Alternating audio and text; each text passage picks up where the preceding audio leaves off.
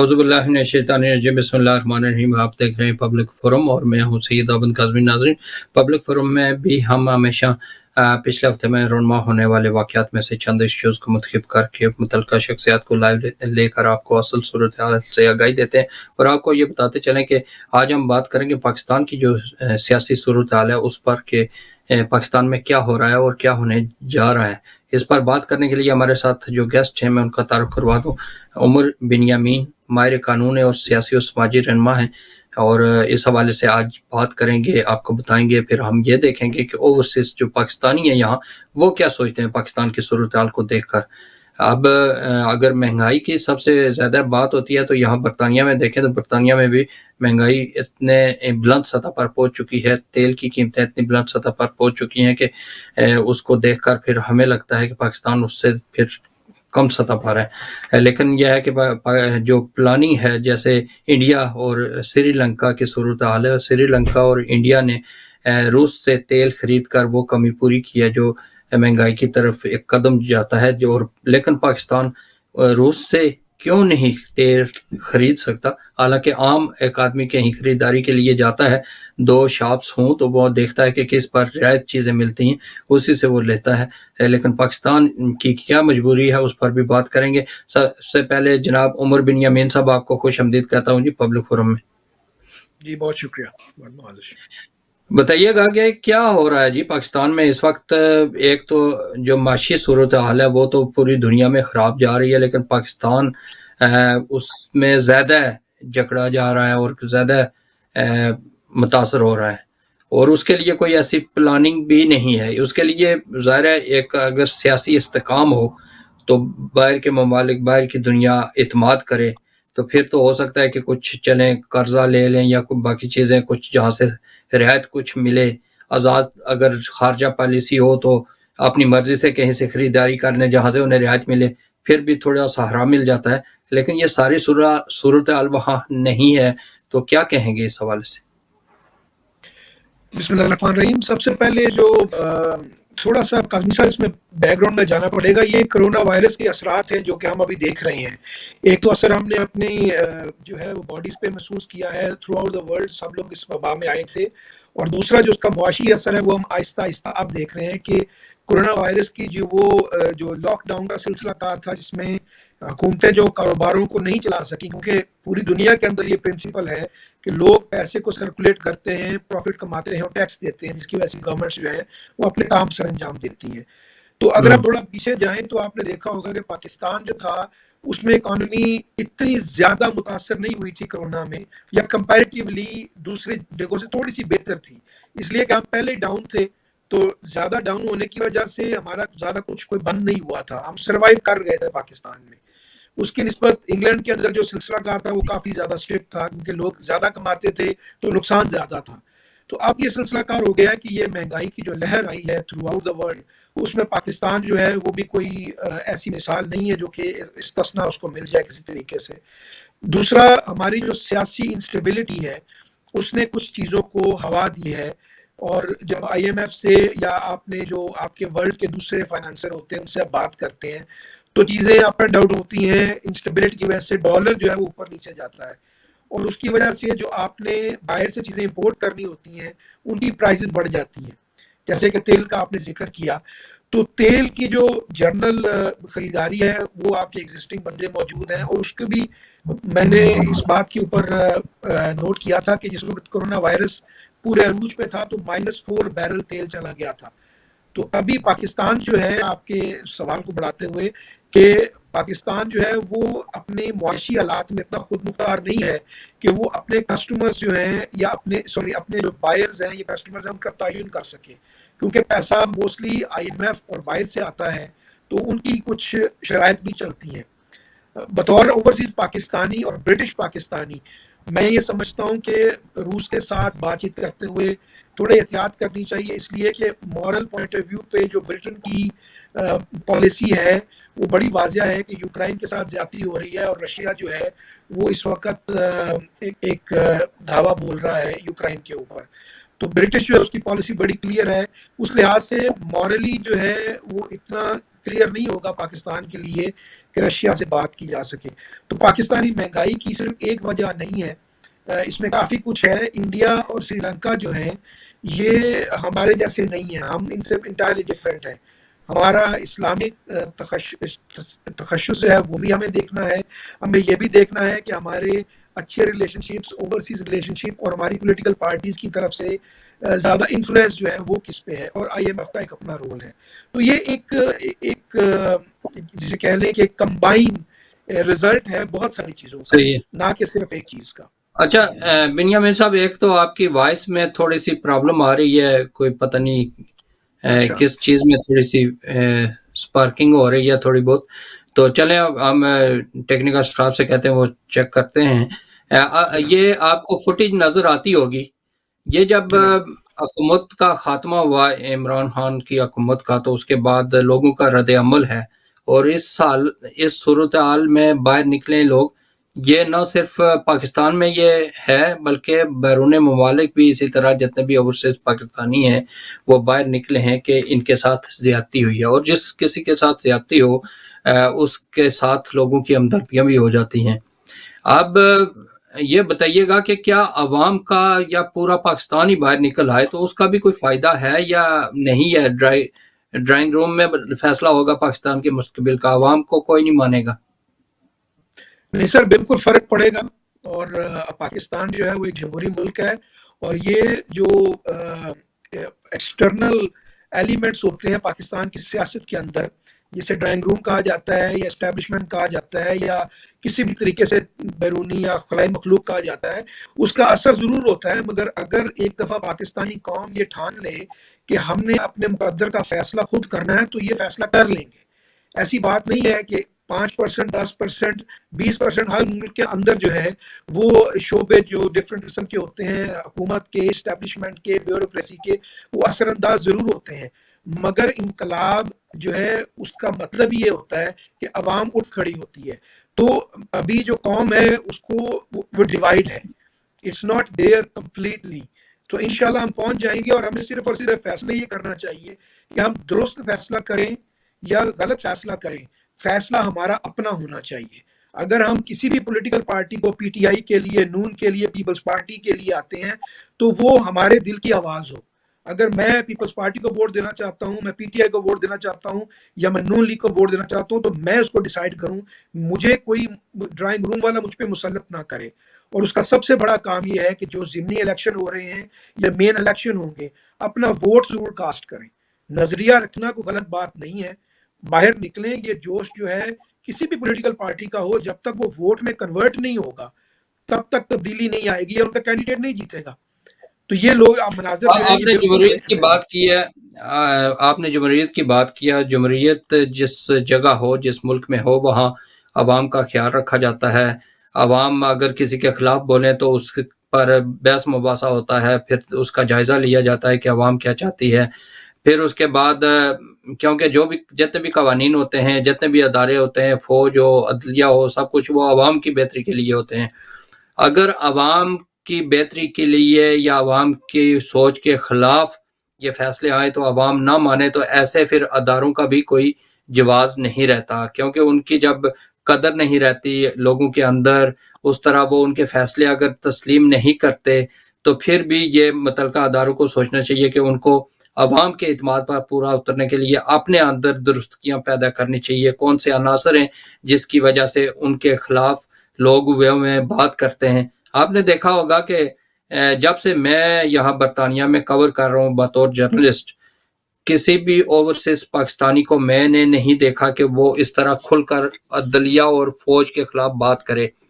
लेकिन इस दौरान मैंने देखा है जब से इमरान हुकूमत का खात्मा हुआ है कि लोगों ने खुलकर आवाज़ उठाई है, हर किसी के खिलाफ बोले हैं, और अभी तक भी बोल भी रहे हैं। उसका असर उस तरह अदारों पर अभी तक पड़ा नहीं है। एक कॉलर साथ शामिल हैं, तो इसकी वजूहात आपसे जानना चाहूँगा, लेकिन कॉलर को शामिल करता हूँ तो उसके बाद फिर इस पर बात करते हैं।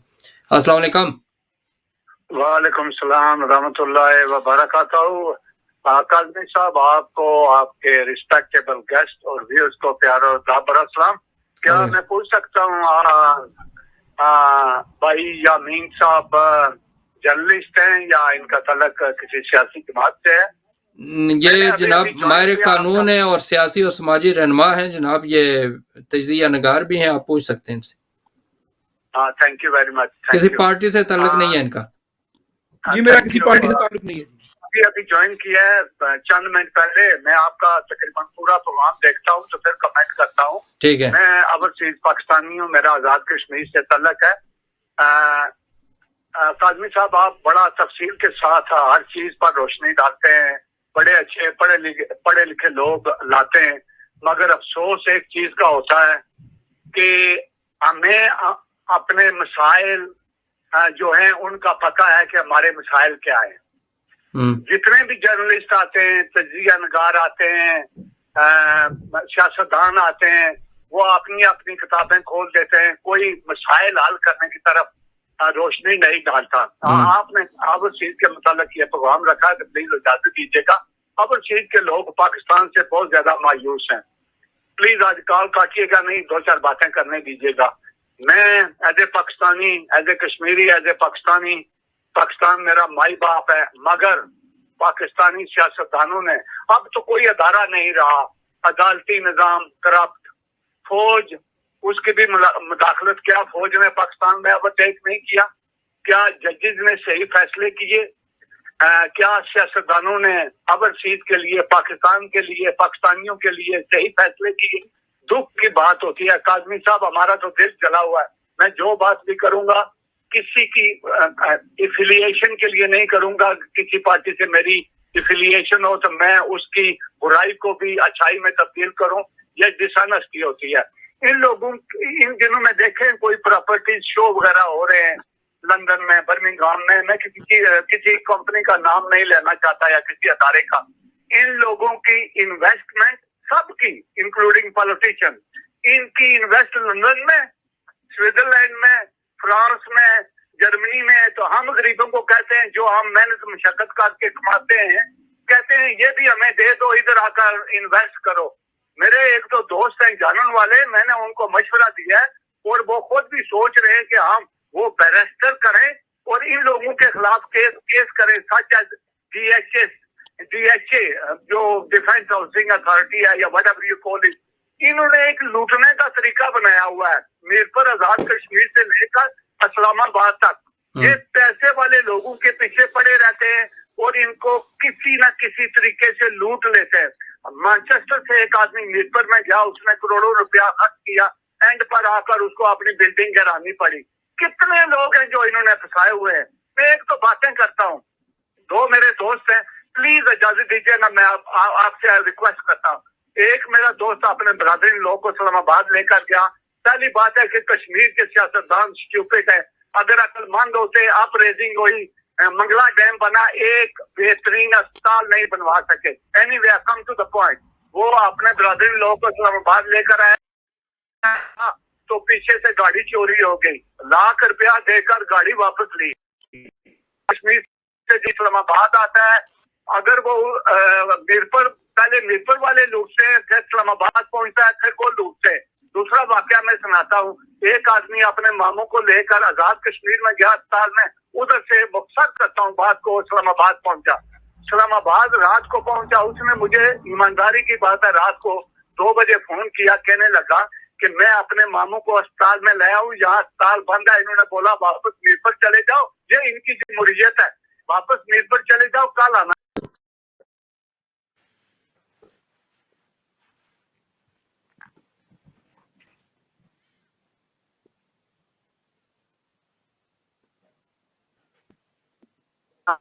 बाप केस दाखिल कराता है और बेटा, बेटे के बाद उसका बेटा पोता भी हो सकता है उस केस को, उस केस की सुनवाई ना करा सके। ये सब ड्रामे बाज बैठे हुए हैं। काजमी साहब इजाजत दीजिए, मैं अगर गलत बात करूं तो मैं भी ना ठीक है, लेकिन वो आपका टाइम हो गया है तो इंशाल्लाह बाकी फिर आखिरी बात भाई, सियासतदानों का काम बनता है, फिर ये कहते हैं बेवकूफ बनाते हैं, कहते हैं भाई ग्रैंड बड़ा जरगा होना चाहिए, ग्रैंड अलायंस। भाई सारी अच्छा ये सारी चीजें हैं ग्रैंड अलायंस किस चीज का? नजाकत साहब, ये सारी चीजें हैं, कोई इसका हल भी साथ बताया करें ना, आप सारी हाँ, नेगेटिव चीजें तो सामने ले हल आते हैं। बताता हूँ।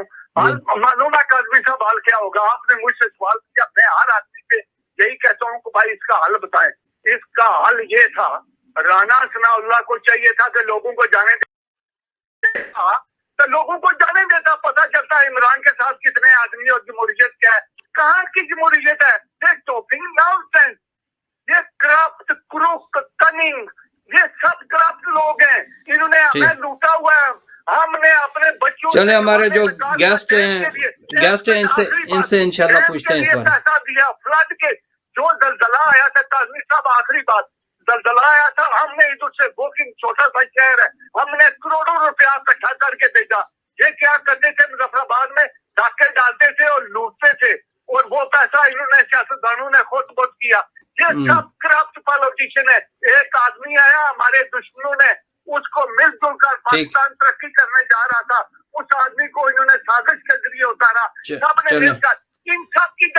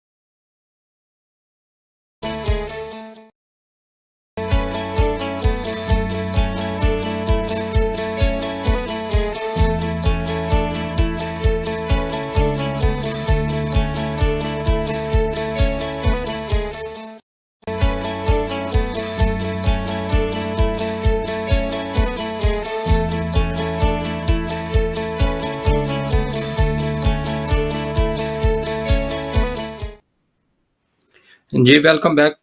नाज़रीन, इंटरनेट की ख़राबी की वजह से हमें थोड़ा-सा डिस्कनेक्ट करना पड़ा। अब दोबारा हम वापस आए तो हमारे साथ एक कॉलर भी मौजूद थे, उसके बाद डिस्कनेक्ट हो गया हमारा, राब्ता आपसे मुनक़ता हो गया। तो बिन्यामीन साहब हमारे साथ मौजूद हैं। जनाब, कॉलर्स के आपने जज़्बात भी सुने, फिर आपसे एक क्वेश्चन किया था, इन दोनों चीज़ों को कवर करें, क्या कहेंगे? सर काज़मी साहब क्वेश्चन दोबारा चाहूँगा ज़रा, क्योंकि वो कॉलर बहुत जज़्बाती थे भाई, और वो सही कह रहे मैं थे ये बात। देख रहा था कि आपने जो सारी सूरत-ए-हाल थी पाकिस्तान की देखी है, अवाम भी बाहर निकली, हर चीज़ हुआ, लोगों ने अदारों पर इत्मीनान करना कम कर दिया था, और अभी भी बल्कि उसी तरह है। और ओवरसीज़ जो यहाँ पाकिस्तानी रहते हैं, पहली बार देखा गया है कि खुलकर अदारों के खिलाफ लोगों ने बातें की हैं। तो आप क्या समझते हैं कि ये किस वजह से हुआ है? क्या वाक़ई लोग आजकल बाशऊर हो गए हैं, हर चीज़ को समझना शुरू हो गए हैं कि वाक़ई ये जो कुछ हो रहा है पहले होता रहा है, अब हर चीज़ इसको लोग तस्लीम कम ही कर रहे हैं, तो इसको कैसे रिकवर कैसे किया जा सकता है? काज़मी साहब, बात आपकी सही है कि जिस तरीके से इस दफ़ा लोगों ने अपने जज़्बात का इज़हार किया है, उस तरह पहले नहीं होता था। इसमें 2 पहलू जो है वो बहुत अहम हैं। नंबर 1 के जो मीडिया है, उसके साथ-साथ सोशल मीडिया एक बहुत बड़ी ताकत बन के उभरा है, और लोगों की जो जिसे कहते हैं पॉइंट ऑफ व्यू, और उसके जो उनका जो तसव्वुर था इन इदारों के बारे में या किसी भी इदारे के बारे में, उसको काफ़ी ज़्यादा इन्फ्लुएंस किया गया है, लोगों की सोच से मुतहर्रिक है। मैं ये समझता हूँ कि इस वक़्त पाकिस्तान अपनी उड़ान भरने से पहले की जो मंज़िल है वहाँ पे मौजूद है, और अगर आपको याद हो कि कोई भी जहाज़ अब रनवे पे दौड़ता है तो उसमें काफ़ी शेकीनेस भी आती है, और वो शिवर भी करता है। तो हम उस सूरत-ए-हाल में हैं। इदारों के फ़ैसलों से एग्री करना या डिसएग्री करना ये अवाम का हक है, क्योंकि अदारे जो हैं वो पाकिस्तान की बहबूद के लिए काम करते हैं, और आप और मैं पाकिस्तान है, तो हमारी बहबूद के लिए वो काम करते हैं। तो अगर उनका कोई फ़ैसला हमें पसंद नहीं आता, तो ये हमारा राइट है कि हम जो है वो उसको बयान करें। दूसरी रही बात अदलिया की और इदारों की, तो इनके जो लोग काम करते हैं, जो सरबराह हैं और जो दूसरे जजेस हैं, ये एक ख़ास मुद्दत के लिए यहाँ पे होते हैं, और उसके बाद नई नस्ल, नई पौध, नए लोग वहाँ पे आते हैं, नए चेहरे होते हैं। तो वक्त के साथ साथ अगर पाकिस्तानी कौम अपना इजहार ख्याल करती रहे, तो इन इदारों में निखार आना शुरू हो जाएगा। कोई भी इदारा इतना स्ट्रांग नहीं होता कि वो अवाम की इतनी स्ट्रांग अर्ज के खिलाफ बार बार जाता रहे। तो एक वक्त ऐसा ज़रूर आता है कि जहाँ पे इदारे जो हैं वो अवामी हुकूमत को तस्लीम कर लेते हैं। आपने बहुत सारे मसाइल देखे हैं पीछे, कि जो चले आ रहे थे, मगर दुनिया के अंदर बहुत सारी अक़वाम ऐसी हैं जिन्होंने अपने ज़ोर से उसको मनवा लिया है। तो अगर हम उठ खड़े हुए हैं, अगर अदालतों के फैसले हमें पसंद नहीं आए, तो उसका लीगल तरीका है। अगर डॉक्टर की दवाई आपको पसंद नहीं आती, आप दूसरे डॉक्टर के पास जाएँ, दरवाज़े खटखटाएँ। इसका ये मतलब नहीं है कि आप मतलब कोई तशद्दुद का रास्ता अपनाएँ। इसी तरीके से जो कहाँ पे 10 लोग आपकी फ़ेवर में हैं, 2 लोग आपके खिलाफ हैं, या 10 लोग आपके खिलाफ हैं, 2 लोग आपकी फ़ेवर में हैं, तो आहिस्ता-आहिस्ता आप उनको कन्विंस कर लेंगे, क्योंकि इदारों को तबाह करने का मतलब है कि हम अपने मुल्क के खिलाफ जा रहे हैं। तो फ़ैसला जो भी हो, हमें उनकी रिस्पेक्ट करनी चाहिए। अवाम बोलती है, और बिल्कुल बोलती है, और जिसका जो जी चाहता है वो कहता है। इससे बड़ी आज़ादी और पाकिस्तान में और क्या हो सकती है कि हम अपने इदारे के खिलाफ बात कर सकते हैं कि हमें पसंद नहीं आई बात उसकी। तो आहिस्ता-आहिस्ता इंशाअल्लाह ताला वो वक़्त आएगा कि जब ये इदारे जो हैं ये नब्ज़ भांप जाएँगे कि अवाम किस तरफ जा रही है, क्योंकि हमारा मुआशरा है और हमने उस मुआशरे को खुद सँवारना है, और आहिस्ता-आहिस्ता इसमें चेंज आ जाएगी। ये ओवरनाइट चेंज नहीं आएगी। समझ लें कि ये जो अवाम बाहर निकली है, या जो इन हाउस तब्दीली आई है, उसको पहली दफ़ा अवाम ने इतना सीरियसली लिया है। और उसके अंदर जो दूसरे इदारे हैं, इस बात से तो आप खुद बहुत सीनियर सहाफ़ी हैं, और आपने बहुत सारे सीनियर सहाफ़ियों के साथ इस मौजू पे प्रोग्राम किए हैं। आप ये बखूबी जानते हैं कि जो हमारे इदारे थे वो एक्सपेक्ट नहीं कर रहे थे कि अवाम इस तरीके से रिएक्ट करेगी, या उन लोगों को जिन लोगों ने अपनी वफादारियाँ तब्दील की हैं, उनको इस तरीके से अवाम का सामना करना पड़ेगा, क्योंकि अवाम नहीं बोलती थी। बेसिकली पाकिस्तान की जो यूथ है, जो बच्चे 1990s के अंदर पैदा हुए हैं, वो अब सोशल मीडिया की पावर के साथ एम्पावर हो रहे हैं, और जिस वक़्त वो लोग 30s में, 35, 40s में पहुँचेंगे या 40s क्रॉस करेंगे, तो एक खूबसूरत चेहरा पाकिस्तान का निकलेगा, जहाँ पे एहसास ज़ियां का ज़्यादा पता होगा लोगों को, जहाँ लोगों को एहसास होगा ज़्यादा कि ये काम करने से क्या हो जाएगा। हमारे मुल्क में तालीम जो है वो बहुत बड़ा मसला है, मगर जो नई नस्ल आ रही है इंटरनेट के ज़रिए, कंप्यूटर के ज़रिए, मोबाइल के ज़रिए, वो इस तालीम किसी ना किसी तरीके से, स्कूल तो नहीं जा रहे मगर स्कूल जैसी तालीम हासिल ज़रूर कर रहे हैं। आप पहले कॉलम सिर्फ पढ़े लिखे लोग पढ़ा करते थे और लिखा करते थे, अब जो है लोग फ़ोन उठाते हैं, अपना तज्जिया बयान कर देते हैं, और जिसकी बात अच्छी लगती है वो उसको लाइक और कर देता है और शेयर कर देता है। तो ये एक अवामी सैलाब जो है ये इंशाल्लाह सही रास्ते पे जाएगा। यानी ये साथ अवामी साथ सैलाब और जो ये नए लोग आ रहे हैं, इसकी वजह से चेंजिंग मुस्तकिल करीब में चेंजिंग आएगी। एक कॉलर को शामिल करता हूँ तो फिर आगे बात करते हैं। अस्सलाम वालेकुम। वालेकुम सलाम काज़मी साहब, मैं माजरत चाहता हूँ आपसे और आपके मेहमान से, थोड़ा एक्साइटेड हो गया था। काज़मी साहब प्लीज माफ कीजिएगा, आवाज आ रही है? जी जी आ रही है बस। मैं माफी दोबारा आपसे माफी मांगता हूँ क्योंकि हम हार्ट हुए हैं। देखो अबर चीफ की वोट के मुतालिक मिसाल ले लो, मैं एक दलाल देता हूँ। अगर अबर नॉन वालों को पता चले कि सब ओवरसीज वोट पीपल पार्टी और नॉन वालों को देंगे, वो कल ही बिल पास करा देंगे कि भाई ठीक है ओवरसीज वोट दे सकते हैं। ये हमारे डॉलर ले लेते हैं, फंड ले लेते हैं। जब कभी भी पाकिस्तान पर का मुश्किल वक्त आता है हम लोग खड़े होते हैं। काज़मी साहब मुझे जतलाने की जरूरत नहीं है। मैंने अपनी वाइफ से 500 पाउंड लेकर फंड में दिया, मेरे दोस्तों ने 5-10 हजार पाउंड दिया फंड में डैम के लिए। वो जो डैम बन रहा था, ये दोनों दूसरी जमातें आई हैं जिनको पीडीएम बोलते हैं, भाई वो डैम बनाना छोड़ दो, क्योंकि इमरान बनवा रहा था। भाई वो पाकिस्तान का डैम है। मैं आपको मिसाइल के हल की बात करता हूँ। आप डैम बनने दें, जितने भी बड़े बड़े प्रोजेक्ट। चले ये बताइए, ये बात हो चुकी है ना, आपने पहले भी बात की थी, तो आप ये बताएं कि ओवरसीज जो वोटिंग का हक खत्म किया गया है, उस हवाले से आप क्या कहते हैं? ओवरसीज ओवरसीज वाले भी सोए हुए थे। We will only send the money, हम पैसा तब भेजेंगे, इन्वेस्टमेंट तब करेंगे जब हमें अपने हकूक मिलेंगे। मैंने अपने 2 दोस्तों को कहा कि आपने 12 साल हो गए डीएचए में 2 प्लाट लिए हुए हैं, आप कब्जा नहीं देते, जानबूझकर कब्जा नहीं देते, खासकर आजाद कश्मीर के लोगों के साथ। आपके सामने काज़मी साहब प्लीज मैं माफी चाहता हूँ, आपके सामने मरी में बर्फ गिरी। इनके लोग 3000 रुपया लेते थे गाड़ी पुश करने का, रास्ते में रुकावटें डाली इन्होंने।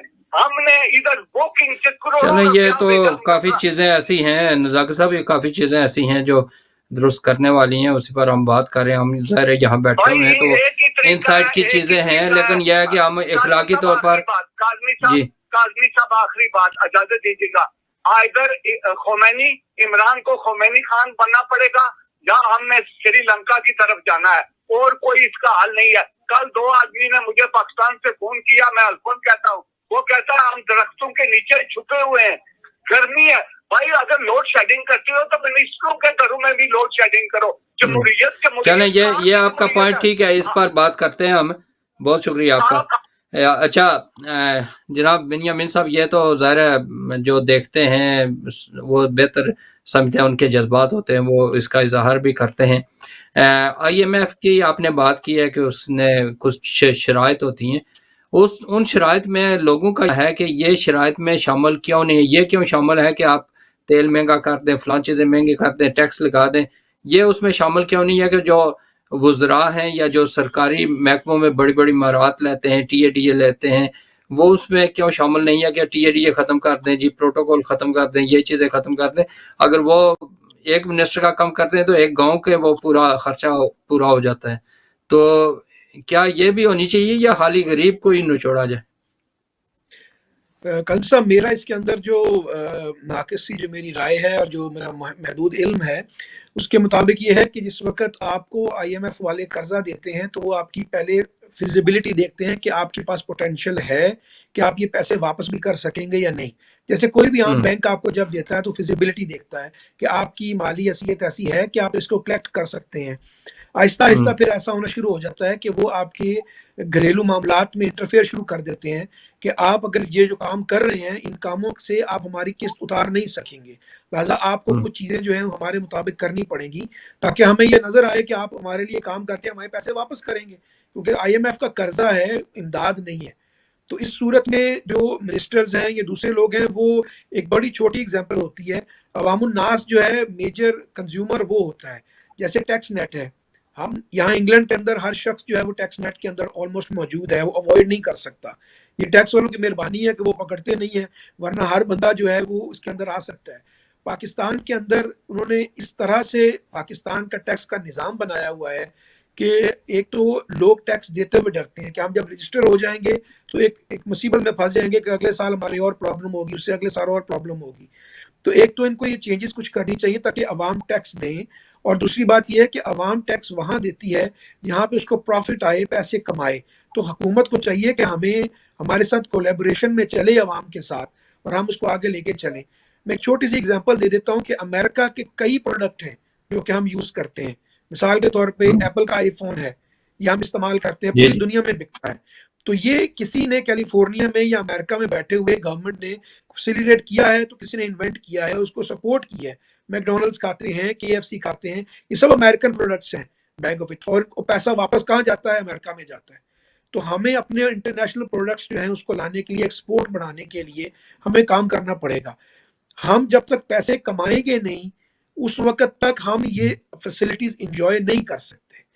जब तक हम बाहर नहीं निकलेंगे, अपने आप को ऊपर ही लेके आएंगे, तालीम के मैदान में, साइंस के मैदान में हमारी कोई इन्वेंशन ऐसी नहीं है जो कि पूरी दुनिया के अंदर इस तरह जाती हो कि हम उससे ऊपर निकल आए।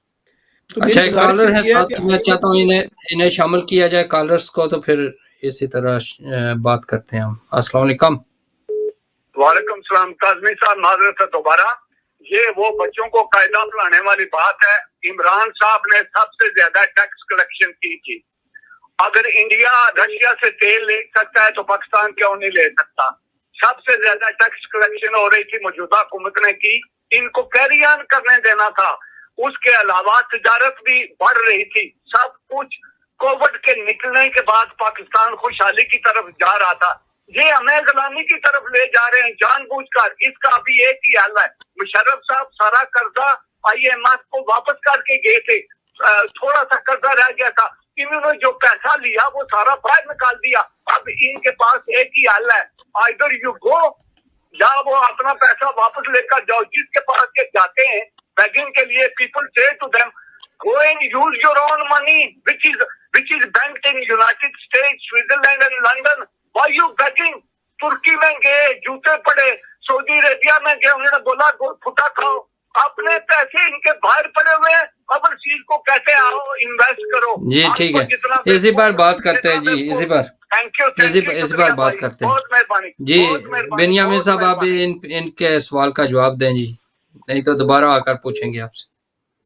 सर मेरी नाकिस राय जो है, या मेरा बिल्कुल महदूद इल्म है, मैं इकोनॉमिक्स के ऊपर काम नहीं करता, मैं वकील हूँ, मगर मुझे ये लगता है कि पैसे IMF से लें और तेल रशिया से खरीदें, ये मतलब इक्वेशन थोड़ी समझ नहीं आती कि IMF को, ये मेरे ख्याल IMF का बैकग्राउंड नहीं जानते कि IMF कौन है, IMF कहाँ बैठी है, या IMF के पीछे कौन लोग हैं। तो वो थोड़ा ये अगर हम खुद होमवर्क करें तो हमें समझ आ जाएगी कि IMF से आप उधार ले रहे हैं, तो फिर उनको कहती हैं कि हमने रशिया से तेल खरीदना है जिसके ऊपर सारी दुनिया सैंक्शन लगा के बैठी हुई है। तो हमें थोड़ा सा अपने आप को एजुकेट करने की जरूरत है कि हम किधर जा रहे हैं। नहीं, ये कहते हैं इंडिया खरीद रही है और श्रीलंका भी उधर जा रहा है खरीदने के लिए। सर श्रीलंका की जो पोजीशन है उस पर तो मैं कमेंट नहीं करना चाहता कि वो खरीद सकता है या नहीं खरीद सकता। जिनके पास एग्जाम देने, बच्चों के एग्जाम के लिए पेपर खरीदने के पैसे नहीं थे, वो कैसे खरीद रहे हैं मैं नहीं जानता, कि मैं माहिर मुआशियात नहीं हूँ। मगर इंडिया जो है उसकी पोजीशन बदल चुकी है। इंडिया की जो लिंक्स हैं UAE के साथ, सऊदी अरेबिया के साथ, रशिया के साथ, अमेरिका के साथ, वो हमारे जैसे नहीं है। और अपने आप को हम इंडिया से कंपेयर करना जो है ना वो बंद कर दें, इसलिए कि इंडिया इतना कुछ प्रोड्यूस करता है और इतनी बड़ी कंज्यूमर मार्केट है, और वो अफोर्ड करते हैं कि बाहर से लोग जाके वहाँ पे अपना माल बेचते हैं। हमारे मुल्क के अंदर अमेरिकन का माल जो है वो उस तरह से नहीं बिकता, वो 1 अरब की आबादी है। तो हमें अपने हालात देखने हैं, हमें अपने सिलसिलाकार के मुताबिक आगे चलना है। अच्छा, ये बताइएगा कि जिस तरह कॉलर ने भी बात की थी कि यहाँ ज़ाहिर है पाकिस्तान से बेशुमार जो प्रॉपर्टीज़ एडवाइज़र हैं वो यहाँ आते हैं, वहाँ जगह लेते हैं या फाइलें तैयार करते हैं, तो यहाँ आकर तो अपनी प्रॉपर्टीज़ ओवरसीज़ में बेचते हैं और ज़्यादातर जो ख़रीदार होते हैं ओवरसीज़ के ही होते हैं, चाहे वहाँ अपने किसी रिश्तेदार के नाम पर लें या कहीं से भी लें।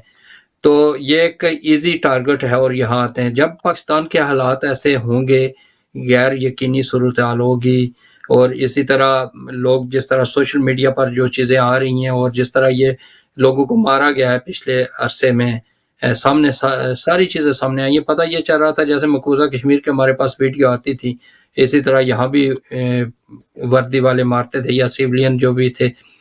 तो वो देखकर तो लोग तो बड़े यहाँ परेशान हैं। अब पिछले दिनों में कुछ लोग आए थे, रोशन डिजिटल वाले आए थे और इस तरह कुछ प्रॉपर्टी वाले आए थे। किसी ने कोई रिस्पॉन्स नहीं किया कहीं से भी। तो आप बता सकते हो ओवरसीज़ के हवाले से कि क्या इनको कायल करने के लिए क्या तरीक़ाकार होना चाहिए और ऑफ़िशियली जो लोग आते हैं तो उन्हें क्या करना चाहिए? कैसे लोगों को कायल करें फिर दोबारा इन्वेस्टमेंट के लिए पाकिस्तान के लिए? सर एक तो इसमें ये बहुत अहम टॉपिक है, इसलिए कि जब हम इंग्लैंड के अंदर कोई प्रॉपर्टी खरीदते हैं तो वकील को हायर करते हैं, मनी लॉन्ड्रिंग चेक्स होते हैं, प्रॉपर्टी की जांच पड़ताल होती है, सर्चेज होती हैं, फिर आप प्रॉपर्टी खरीद सकते हैं। मगर जो हम पाकिस्तान में पैसे इन्वेस्ट करते हैं वो हम बिल्कुल अंधाधुंध पैसे इन्वेस्ट करते हैं और हम उसके अंदर नहीं देखते कि क्या सिलसिलाकार हो रहा है। मैं पाकिस्तान में प्रॉपर्टी की इन्वेस्टमेंट के बिल्कुल अगेंस्ट नहीं हूँ। आप ज़रूर खरीदें, इट्स प्रॉफिटेबल, आप घर ज़रूर बनाएं वहाँ पे, मगर एहतियात करें और चेक करें कि क्या कुछ हो रहा है। अगर आप पैसे इन्वेस्ट करना चाहते हैं पाकिस्तान में, कौन सी स्कीम कौन लेके आ रहा है, आपके रिश्तेदार हैं, आप किसी को अपॉइंट करें पाकिस्तान के अंदर कि भाई मुझे ये बताएं। और दूसरी बात मोस्ट इंपॉर्टेंट ये है कि जब आप इन्वेस्ट करते हैं तो दो बातें आप अपने जहन में लाजमी तौर पे रखें। नंबर एक कि जब उस प्रॉपर्टी की वैल्यू बढ़ जाएगी, सब कुछ ठीक जा रहा है, प्रॉपर्टी की वैल्यू बढ़ जाएगी, आपको वो पैसे यूके में वापस लाने पड़ेंगे, तो आपको वो डिक्लेयर करने पड़ेंगे यूके के अंदर, क्योंकि वो आपकी इन्वेस्टमेंट यूके के पैसे से हुई है। जैसे आप बाहर कोई प्रॉपर्टी खरीदते हैं, उस पर प्रॉफिट आपका आ गया है, तो ये जहन में रखें कि अगर कल को मैं यहाँ लाना चाहता हूँ तो ये जो पैसे मैं इन्वेस्ट कर रहा हूँ इसका सोर्स मेरे पास है। ऐसा तो नहीं कि मैं बेनिफिट्स में या कैश इन हैंड के पैसे लेके इन्वेस्ट करता जा रहा हूँ। कल को जिस वक्त वो प्लॉट जो है वो £1,00,000 का हो जाता है, पाकिस्तान में 2.5 करोड़ का 3 करोड़ का जो प्लॉट है वो £1,00,000 बनता है, तो वो मैं यहाँ वापस लेके आना चाहता हूँ, तो HMRC मुझसे पूछेगी कि when did you invest this money and where did you get that money, क्योंकि उस पर टैक्स होना चाहिए। आप यहाँ से कमाए हैं और आपको यूके के पैसे के ऊपर टैक्स देना चाहिए। सो अपना क्लीन पैसा जो है उसको by through proper channel invest करें, that's number 1। Number 2 most important चीज़ जो है वो इस जहन में रखें कि जिस वक्त आप प्रॉपर्टी खरीदते हैं उसकी जांच पड़ताल करें, उसको देखें और उसको देखने के बाद जो यहाँ के लोग हैं, यहाँ के वकील हायर करें, उनसे कहें कि एग्रीमेंट्स बनाएं और लोकल बंदे के जरिए खरीदें, ताकि कल को अगर आपका डिस्प्यूट हो तो आपको पाकिस्तान में केस ना करना पड़े। आप बर्मिंघम की, लंदन की, मैनचेस्टर की कोर्ट में जाएं और उस बंदे से कहें कि हमने तुम्हें कहा था, तो उनसे कहें कि हमें एजेंट चाहिए यहाँ पे, लोकल बंदे को हम पकड़ सके, यहाँ का जो निज़ाम अदल है उसके अंदर हम आपको हायर कर सके, रादर देन कि मुझे पिंडी में, इस्लामाबाद में केस करना पड़े। कौन तरीके भुगतेगा यहाँ के वहाँ पे। तो ये क्लियर कट एग्जाम्पल सेट कर लें एक अपने लिए कि जब कोई दोस्त यहाँ पे आए, जो ट्रस्ट वर्दी हैं, अपनी इंडिपेंडेंट ड्यू डिलिजेंस करें कि ये एक अच्छा स्कीम है, मेरे फलां रिश्तेदार ने यहाँ पे मकान लिया है, फलां बंदे ने लिया है, ये ठीक है, ये लोग अच्छे हैं, अपनी पूरी तसल्ली करें और सिर्फ प्रेजेंटेशन पे या खानों पे या होटलों में जाके इवेंट अटेंड करके इन्वेस्टमेंट ना करें। इन्वेस्टमेंट जरूर करें, पाकिस्तान को फायदा जरूर पहुंचाएं, मगर अपने पैसे ना गंवाएं, क्योंकि जहाँ अच्छे लोग हैं वहाँ बुरे लोग भी मौजूद हैं। ये बताइएगा कि कोविड की वजह से तो सारी चीज़ें डिस्टर्ब हो गई थी, ट्रैवलिंग के हवाले से मैं बात करना चाह रहा हूँ। PIA भी काफ़ी अरसे से बंद है, तो अब कोई सिचुएशन बन रही है ऐसी कि PIA दोबारा बहाल हो जाए, वही अपने त्यारे आना जाना शुरू कर दें? ये जो हैं ये अभी तो इन्होंने लीज़ पर लिए हुए हैं जो बाहर के त्यारे, और सबसे चीप जो त्यारे यहाँ लोकल चलते हैं उनको लेकर इंटरनेशनल पहुँचा रहे हैं पाकिस्तान में, जिसमें सफ़र करना इंतहाई मुश्किल है। जो इन लोगों ने PIA के नाम पर टिकट लेकर इन त्यारों में सफ़र किया है वो सारे रो रहे हैं यानी वो बहुत मुश्किल से सफ़र उन्होंने गुजारा। मैंने खुद भी किया था पिछले साल जब आया था, मैंने अंदर की वो पिक्चर्स वगैरह सारी हाईलाइट की थी, बताई थी, लोगों को काफ़ी हद तक पता भी चल गया था। लेकिन कास्ट तो बहुत आई है, लेकिन जब वहाँ बैठे तो उस वक्त बंदा सोचता है कि कौन से पैसे देकर कहाँ बैठे। उससे अब लोगों को याद आ रहा है कि जो हमारे हथियारे थे PIA के, उनमें और इनमें क्या फ़र्क है और उनकी कदर क्या है। तो क्या कोई उम्मीद है कि दोबारा बहाल होंगे? काज़मी साहब, दिल खून के आंसू रोता है जिस वक़्त PIA की हालत देखते हैं और ये देखते हैं कि अब क्या हो गया है और क्या हुआ करता था किसी दौर में। तो एक तो मुझे नहीं लगता कि कोई इस वक़्त इसमें इम्प्रूवमेंट अभी आएगी, इसलिए कि मेरे इल्म में नहीं है कि जो नई हुकूमत है वो कोई काम इस पे कर रही हो, क्योंकि आप बखूबी जानते हैं कि जो बखेड़े उनके सामने हैं वो काफ़ी हैं। तो PIA शायद उनकी लिस्ट ऑफ प्रायोरिटीज़ में है ही नहीं। अभी बजट जो है उसके ऊपर वो मामला किया है और जो इलेक्शंस होने जा रहे हैं, तो there too much on the plate at the moment. तो वो मेरा नहीं ख्याल कि PIA को किसी किस्म की प्रेफरेंस देंगे। पहली चीज़ तो ये है। दूसरे नंबर पे जो मेरी गुजारिश है, एक थोड़ी सी, जो भाई हमारे आए भी थे, और एक जनरल मैं रिक्वेस्ट करना चाहूँगा तमाम ओवरसीज पाकिस्तानियों से कि जब हम UK में या कहीं भी मुल्क में रहते हैं, किसी भी दुनिया के हिस्से में रहते हैं, तो हमें ये अपॉर्चुनिटी मिलती है कि हम उस मुआशरे की अच्छी चीज़ें लर्न करते हैं। जब वो अच्छी चीज़ें, अच्छे आइडियाज़ हम लर्न करते हैं, तो हमारी ये ड्यूटी है कि हम वो अच्छी चीज़ें अपने भाइयों को पाकिस्तान के अंदर बताएं, ताकि मुल्क में इंफॉर्मेशन पहुँचे और वो तरक्की करे। एक जो हल जो इन मसाइल का हो सकता है वो ये है कि ओवरसीज पाकिस्तानी ज़्यादा से ज़्यादा अपने मुल्क के अंदर अपनी स्किल्स ट्रांसफर करें। पैसा जो है वो तो ठीक है, भिखारी को आप जितना मर्जी पैसा दे दें वो अमीर नहीं होगा जब तक आप उसको कोई हुनर नहीं सिखाएंगे। तो हमें स्किल्स ट्रांसफर करनी चाहिए अपने पाकिस्तानी भाइयों को। हमें उनके साथ काफ़ी हद तक ये बताना चाहिए उनको कि हम क्या करते हैं और हमें कैसे हम जो है अपने मुल्क को ऊपर लेके जा सकते हैं। तो तालीम एक वाहिद वाहिद हल है जो कि हम ऊपर अपने आप को लेके जा सकते हैं। इंडिया की मिसाल आपने दी। आप बेहतर जानते हैं कि इंडिया के अंदर ड्यूल नेशनैलिटी का कानून नहीं है। इंडियन जो ओवरसीज हैं वो इन्वेस्ट करते हैं इंडिया के अंदर। अगर आप ब्रिटिश पासपोर्ट ले लेते हैं तो आप इंडियन पासपोर्ट आपको छोड़ना पड़ता है। और बहुत सारे भी, आपने चांसलर साहब की जो मिसेज है उनका भी मैं एग्जांपल दे दूं कि वो ओवरसीज डोमिसाइल्ड है, सिलसिला कार्य है। तो मेरी गुजारिश सिर्फ इसके अंदर है कि अगर हम PIA को ऊपर लेके जाना चाहते हैं, तो एक एग्जांपल हमारे सामने आई है कि 2 नई एयरलाइन शुरू हुई हैं। मेरे ख्याल एक सियाल एयर है, मेरा उनसे कोई ताल्लुक नहीं है, मगर मुझे ये अच्छा सुन के लगा कि कोई पाकिस्तान से भी कोई नया काम कर रहा है, कोई रूट लेके जा रहा है। हमें सपोर्ट करना चाहिए, हमें अपने प्रोडक्ट्स को सपोर्ट करना चाहिए। और बिला तफरीक के मजहब, बिला तफरीक के शरीयत, बिला तफरीक के रंग व नस्ल, हमें एक दूसरे की मदद करके ऊपर जाना पड़ेगा। तुर्की की मिसाल आपके सामने है। तुर्की ने अपने ओवरसीज, तुर्की जो ओवरसीज है उन्होंने काफ़ी ज़्यादा लीरा को बिल्ड किया है। 19 पे था लीरा, जो 11 पे ले गए, वो इन्वेस्टमेंट उन्होंने की है। तो हमारा रोल जो है वो बहुत बड़ा है। और यस, ये जो दुख हमारे सामने आते हैं, जो भाई ये बात 3 दफ़ा कॉल की है, वो सही बात करते हैं। दिल दुखा हुआ है कि हम सारे यहाँ बैठ के मायूस बैठ जाते हैं, हम कि हम किसी और उम्मीद पे होते हैं कि मुल्क उभरेगा, तो एक नया मसला आ जाता है। तो कोशिश तो जारी सही है। रखेंगे हम सारे इंशाल्लाह। चलें, ये बताइएगा कि क्या सूरत हाल है कि नवंबर से पहले पाकिस्तान की सूरत हाल कोई बेहतर हो सकती है, या नवंबर के बाद ही ये सब कुछ होगा, उस वक्त तक इंतजार ही करना पड़ेगा तमाम को? हमारे पास टाइम बहुत शॉर्ट है और लास्ट के साथ अपना मैसेज भी दे दीजिएगा। जी काज़मी साहब, वैसे तो जो पार्लियामेंट पे जो सिलसिला कार हुआ इन हाउस चेंज का, उसके बाद जो है डिमांड तो लोगों की ये है कि इलेक्शन फौरी करवाए जाएं। मगर मेरी जो एक independent opinion, not from Noon league, not from Peoples Party, not from PDM, not from PTI, मेरी ओपिनियन ये है कि मुझे ऐसा लगता है कि अभी इलेक्शन जल्दी नहीं होंगे नेशनल असम्बली के। उसकी वजह यह है कि जो बैरून मुमालिक से हमारे ताल्लुकात होते हैं, हमारे प्रोजेक्ट्स होते हैं, जैसे IMF हो गया या और प्रोजेक्ट्स हो गए, वो उस वक्त कमिटमेंट आपको करते हैं जिस वक्त आप लॉन्ग टर्म कुछ डेवलप कर सकें, प्रोग्राम को चला सकें। तो अभी अभी बजट हमारा जो है वो अप्रूव हुआ है और IMF ने है उसमें कंट्रीब्यूट किया है। तो मेरा ये ज़ाती ओपिनियन है कि इलेक्शन जो है वो डिले में जाएंगे, इलेक्शन इतनी जल्दी नहीं होंगे। पंजाब की सूरत हाल, जैसे मैं गुजारिश कर रहा था आपसे पहले, कि ऐसा लगता है कि अगर ज़िमनी इलेक्शन जो है उसमें PTI अच्छी कारकर्दगी दिखाती है, तो हो सकता है पंजाब के अंदर चेंज आ जाए। क्योंकि हमजा शहबाज जो है वो अगर नए इलेक्शन, ज़िमनी इलेक्शन के अंदर अच्छी कारकर्दगी नहीं दिखाते, तो यहाँ पे मामला जो है वो ख़राब हो जाएगा। इसी तरीके से एक नून लीग के लिए अपॉर्चुनिटी भी है यहाँ पे कि इन सख्त और बहुत बुरे हालात के अंदर अगर वो अच्छा परफॉर्म करते हैं तो वो ज़्यादा वोट बैंक जो बिल्ड कर सकते हैं। और पैगाम मेरा सिर्फ यही है दोस्तों को कि मायूस ना हो इसमें। अगर ये मुल्क में, अगर हमारे खेत के अंदर, हमारे मुल्क के अंदर जो है वो अगर कव्वे आ गए हैं या चीज़ें ख़राब हो गई हैं तो उसको ठीक भी हमने करना है, तो वो हमारी जिम्मेदारी है, तो हम चलते रहेंगे इंशाल्लाह ताला वो कहते हैं ना, पॉजिटिविटी के फसल को साथ। सुंडी लग गई, फसल को सुंडी लगी हाँ हुई है, तो आगे देख लेते हैं। बहुत बहुत बिल्कुल, शुक्रिया आपका सुंडी बिन्यामीन का साहब। दुख तो होगा। बहुत बहुत शुक्रिया, और जितने भी हमारे देखने सुनने वाले कॉलर्स थे उनका भी बहुत बहुत शुक्रिया। तो इसी के साथ इजाज़त दीजिए, इंशाल्लाह सेहत रही ज़िंदगी रही तो नेक्स्ट वीक नए मेहमानों नए मौजू के साथ आपकी खिदमत में हाजिर होंगे। उस वक्त तक के लिए खुदा हाफ़िज़।